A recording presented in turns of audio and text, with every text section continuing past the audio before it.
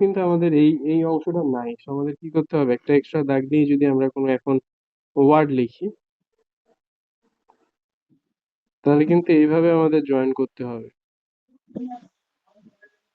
কিন্তু এতে আবার আছে, সো এইতে যেহেতু আছে, তাহলে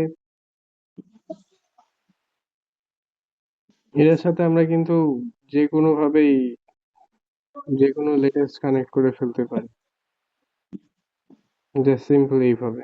কারণ এটাতে অংশটা আছে, এক্সট্রা অংশটা যেহেতু আগে আচ্ছা থেকে চলে ভাইয়া, এসেছে। এরপরে জিটাকে কিভাবে কানেক্ট করব? আচ্ছা, ধরেন এগেইন লিখবেন, তাহলে এটার সাথেই হ্যাঁ।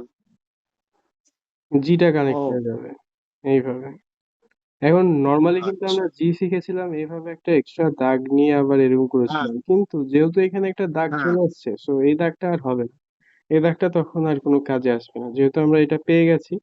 যেহেতু পেয়ে গেছি, তাহলে আমাদের আচ্ছা। এটার সাথে কানেক্ট হয়ে যাবে। এটার সাথে যদি এফ চলে আসে, তাহলে হচ্ছে এফটাও এটার সাথেই কানেক্ট হয়ে যাবে এইভাবে।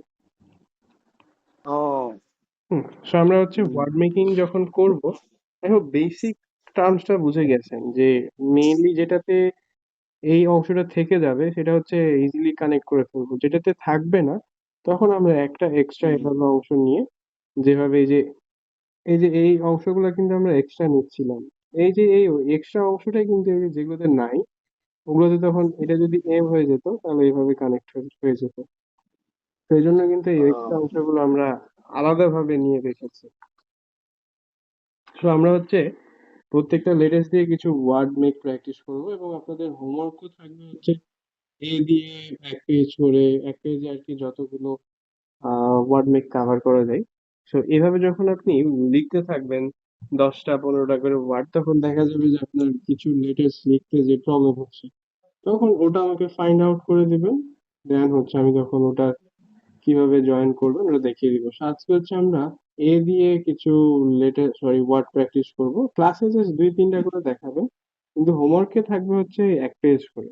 এটাতে মেইনলি আপনি অনেকগুলো ওয়ার্ড কালেক্ট করে যখন আপনি প্র্যাকটিস করবেন, তখন আসলে এখানে অনেক কিছুই ধরেন বুঝতে পারছেন না, এগুলো কিন্তু তখন হাইলাইট হয়ে যাবে।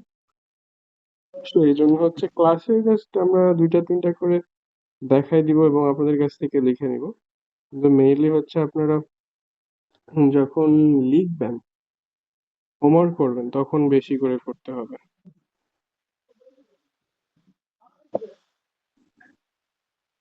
সো আমি 2টা দেখালাম এখানে, এ দিয়ে দেখি আপনারা 2টা থেকে 3টা ওয়ার্ড লিখে দেখাবেন, জাস্ট এ লেটার্স দিয়ে।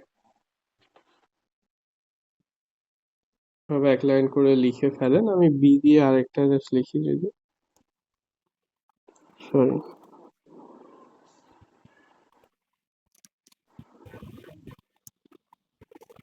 বিউটিফুল।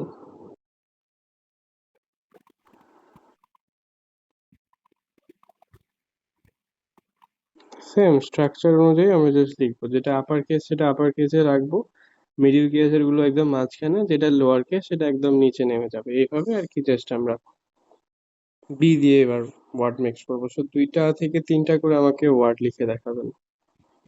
ও করার সময় মেইনলি আমরা যেটা করবো, আগে সার্কেল নেবার পরের এই অংশটা উপরে চলে যাচ্ছে, দিয়ে হচ্ছে এখান থেকে আমরা অংশটা নিচ্ছি, দেখেন এটা হচ্ছে মিডিল পজিশন। তাহলে হচ্ছে আমরা আচ্ছা উপরে আচ্ছা। যাচ্ছি, দিয়ে এভাবে ফুল স্টপ দিচ্ছি এই জায়গাতে, তারপর এই অংশটা এক্সট্রা ভাবে নিচ্ছি এটার সাথে। যদি কোনো লেটার জয়েন হয় তাহলে এভাবে জয়েন হবে, ডি জয়েন হলে ডি, এফ ই, যেভাবে যা জয়েন হবে ওইটার সাথে আমি জয়েন ফুল হবে। স্টপ আমি ফুল স্টপটা দিতেই ভুল করছি, আমার কাছে হ্যাঁ, মনে হচ্ছে। আপনি আমি একটু হচ্ছে দেখাই এটা দেন। পুরোটা এখান থেকে এভাবে নিয়ে চলে গেছেন, সো ওটা মিস্টেক। হ্যাঁ, না, প্রথমে হচ্ছে যে আমি একটু দেখাই। হুম। এই যে ওই তারপর আমরা যদি এবার ই দিয়ে করি,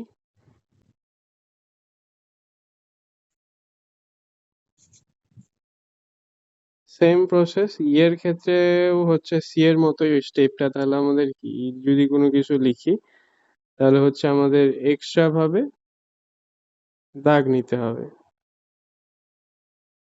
এক্সট্রা ভাবে দাগ তো অটোমেটিক আমাদের স্মল লেটার্সেই চলে আসছে।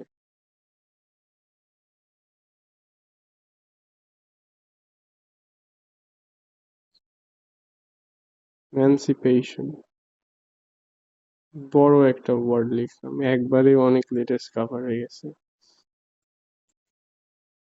তারপর যদি ধরেন ছোট ওয়ার্ড লিখে ক্লোজ করি, এখানে এন্ডটাও সেম, জয়েনিং সেম ওরকমই থাকবে, এই তো।